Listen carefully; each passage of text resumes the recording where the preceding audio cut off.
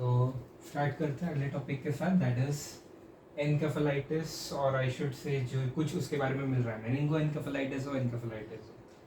So anything itis is inflammation. अब ये inflammation अगर मेनिंजस में हुआ तो ये है मेनिंजाइटिस, अगर ये इन्फ्लामेशन ब्रेन पैरेन्काइमा में हुआ तो ये है एनकेफेलाइटिस, अगर ये ही स्पाइनल कॉर्ड में हुआ तो ये है माइलाइटिस। तो टर्म का बस इतना ही मतलब है, इन्फ्लेमेशन ऑफ ब्रेन पैरेन्काइमा, ये है एनकेफेलाइटिस। What about encephalopathy? अब एनकेफेलोपैथी पैथी है, पैथोलॉजिकल कॉज है, पर नॉन इन्फेक्शियस कॉज है। So it is non infectious encephalitis, inflammation ही है पर नॉन इन्फेक्टिव कॉज की वजह से, और it can also be chronic. Chronic है, जो इन्फेक्शियस कॉज है वही। तो ऐसे कौन सी जगह है जहां पे there is chronic conditions of encephalitis या एनकेफेलोपैथी? तो slow virus, one of the flow virus जो कि वाइवा वगैरह में पूछ सकते हैं, वो है पीएमएलई कॉजिंग जेसी पॉलियोमा वायरस। अब ये आता है पॉलीओमा विरिडे में, पॉलीओमा विरिडे। अब पॉलियोमा वायरस में जेसी पॉलियोमा वायरस है जो मेरे ब्रेन को अफेक्ट करता है, और एक है बीके पॉलियोमा वायरस जो कि मेरा ब्लैडर को अफेक्ट करता है। तो पीएमएलई क्या है? Progressive multifocal leuco encephalopathy. Progressive नहीं याद रहेगा तो भी कोई बात नहीं, पीएमएलई पता होना चाहिए। प्रोग्रेसिव मल्टीफोकल, वर्ड को ब्रेक करेंगे तो समझ में आएगा। प्रोग्रेसिव है, विद टाइम आगे प्रोग्रेस कर रहा है। मल्टीफोकल है, मल्टीपल फोकाई है। Leukoencephalopathy seen as an opportunistic infection in AIDS patients. PMLE, progressive multifocal leukoencephalopathy. अगला है SSPE, नाम सुना सुना लगेगा जब मैं पढ़ूंगा, सब अक्यूट स्क्लेरोजिंग पैन एनकेफेलाइटिस। सब अक्यूट स्क्लेरोजिंग, सब acute sclerosing pan encephalitis, cause measles. ये डायग्राम क्यों है? छोटा सा बच्चा था जिसको मीजल्स हुआ, measles affected the small child, measles अंदर रह गया, सीएनएस में परसिस्ट कर गया, causing my SSPE over a long period of 12 to 13 years के बाद मैनिफेस्टेशन दिखते हैं। मैनिफेस्टेशन क्या दिखते हैं हम कवर करेंगे, पहले सिर्फ डिसऑर्डर्स के नाम पता होने चाहिए। SSPE, और एक है प्रायोन्स डिसीज जो कि स्लो वायरस में ही हम इंक्लूड कर सकते हैं। तो ये तीन कंडीशंस पता होनी चाहिए। अच्छा, मीजल्स का और कौन सा कॉम्प्लिकेशन है? क्रॉनिक कॉम्प्लिकेशन, दो कॉम्प्लिकेशंस है जो मीजल्स में हमेशा लिखने चाहिए, एक है SSPE और दूसरा है हेक्स निमोनिया। हेक्स निमोनिया पता होना चाहिए, SSPE और हेक्स निमोनिया। तो बीके पॉलियोमा मैंने बोला ब्लैडर में है, यहाँ पे ठीक है नहीं चाहिए, बीके पॉलियोमा ब्लैडर में है, जेसी पॉलियोमा ब्रेन में है। तो हमने ये पार्ट खत्म किया, अब हम स्टार्ट करते हैं clinical features of my encephalitis से। तो पहले तो encephalitis presents as acute febrile illness. तो पेशेंट आएगा तुम्हारे पास, अचानक से बुखार है, कॉज तुमको पता नहीं चल रहा है, तुम इन्वेस्टिगेट कर रहे हो, acute febrile illness. The patient presents with confusion. तो तुम्हारे पास ऐसा पेशेंट आए जिसको अचानक से सर, तो जो जनरलाइज सिम्टम्स है, हेडेक, फीवर वीवर, वो सब तो रहेंगे, वॉमिटिंग, पर यहाँ पे the patient will also present with confusion, episodes of confusion, episodes of delirium, मैं कहाँ हूँ, मैं कौन हूँ, मुझे कुछ समझ में नहीं आ रहा। न्यूरोसाइकेट्रिक चेंजेस, जैसे अचानक से हैलुसिनेशन शुरू हो जाना, अचानक से बहुत खुश खुश रहने लगना, जैसे अक्यूट फ्रैंक साइकोटिक चेंजेस दिख सकते हैं। तो रीजनिंग एबिलिटी इफेक्ट हो सकती है पेशेंट की, पर्सनल चेंज, वही पर्सनालिटी चेंज, वही चीजें। तो ये हो गया मेरा न्यूरोसाइकेट्रिक चेंजेस, डेलीरियम, ना पता चलना मैं कहाँ हूँ, कौन हूँ, कैसा हूँ, कंफ्यूजन, कॉमन सिम्टम्स। फिर focal findings like ataxia, balance loss हो गया, एफेजिया, बोल नहीं पा रहा है। तो ऐसे कई सारे फीचर्स एनकेफेलाइटिस में दिखते हैं कॉमनली।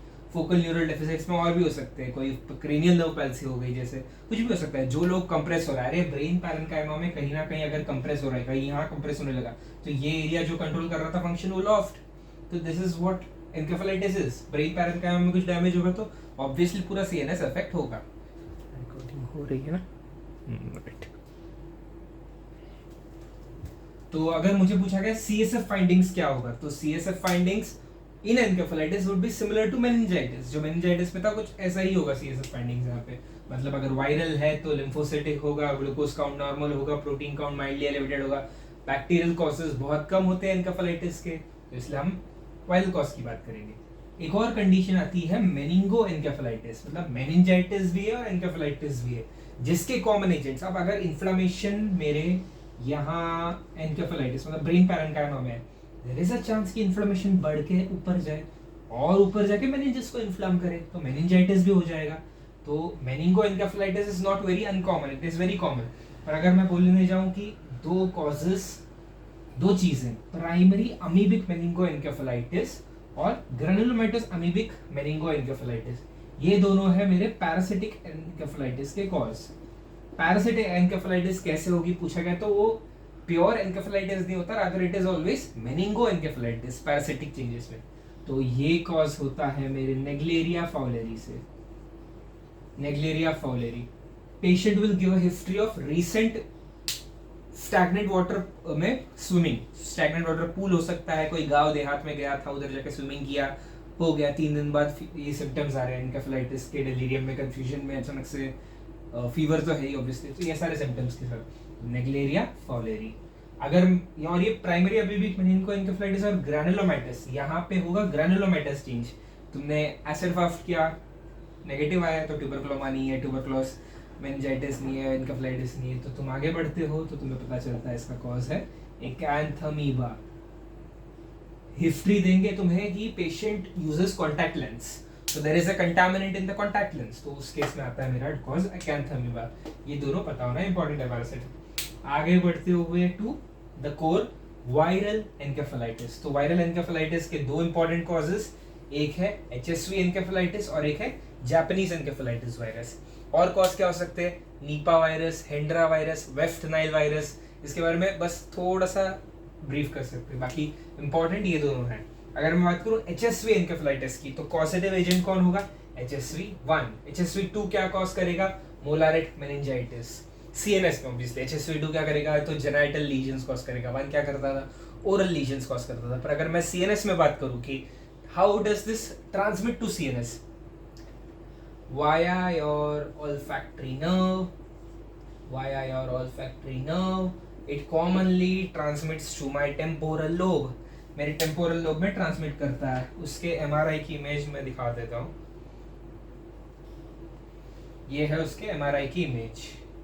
टेम्पोरल लोब में हमें डेंस इन्फ्लामेशन दिख रहा है, तो ये temporal lobe inflammation due to HSV encephalitis, तो इसकी इमेज एमआरआई। तो कौन सा लोब डैमेज होता है, तो इसलिए मैंने वो इमेज बनाया, ये है टेम्पोरल लोब जहां डैमेज होता है HSV एनकेफेलाइटिस में। HSV1 की वजह से होता है। क्वेश्चन क्या आता है, most common cause of acute sporadic viral encephalitis. क्यों स्पोराडिक, क्यों? अगर मुझे बोला एपिडेमिक, स्पोराडिक मतलब एक दो इक्का दुक्का केस इधर उधर हो रहे हैं, अगर एक एपिडेमिक में हो रहा है तो most common cause of epidemic, acute epidemic viral encephalitis, Japanese encephalitis. ठीक है,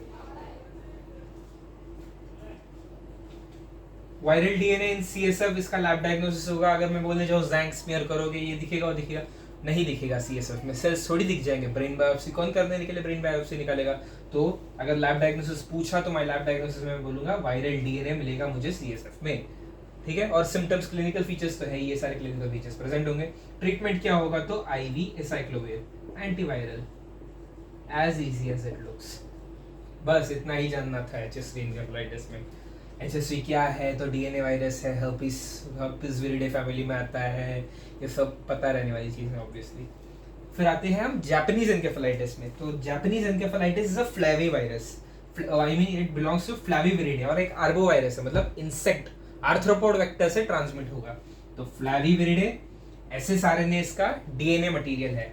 RNA, SSRNA और फ्लैवीविरिडे, इन दोनों से मुझे हिंट मिल जाता है कि इसका लैब डायग्नोसिस मैक एलाइजा होगा, जो हम डेंगू में भी पढ़ते थे। क्या करते थे, IgM कैप्चर, IgM, तो मैक एलाइजा मतलब M antibody capture ELISA, MAC ELISA. और MAC ELISA can not differentiate between my various Flaviviridae, तो मैं उसके लिए क्या करता था, डेंगू में हम क्या करते थे, NS1 निकाल देते थे, डेंगू में NS1 निकाल देते थे। तो यहाँ और अगर तुमको मैक एलाइजा से एफिशिएंटली निकालना है कि कौन सा फ्लैवीविरिडे है, तो हम क्या करते थे, प्लाक रिडक्शन न्यूट्रलाइजेशन टेस्ट, क्या करते थे, प्लाक रिडक्शन न्यूट्रलाइजेशन टेस्ट। आगे बढ़ते हुए फ्लैवीविरिडे है, SSRNA, डायग्नोस कैसे करते हैं पता चल गया।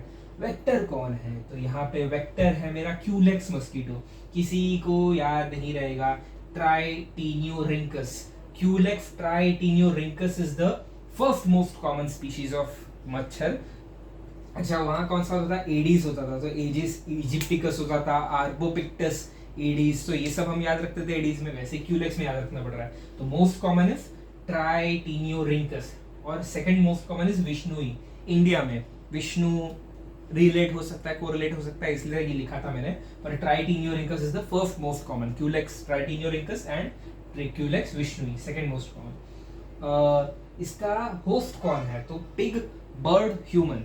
होता क्या है पिग? ये मैंने मेहनत करके बनाया diagram. Pig is an amplifier host. Amplifier host का मेरा क्या मतलब है कि पिग में जाके जो म्यूटेशन वगैरह वगैरह जो होना है वायरस का, वो पिग के अंदर होता है।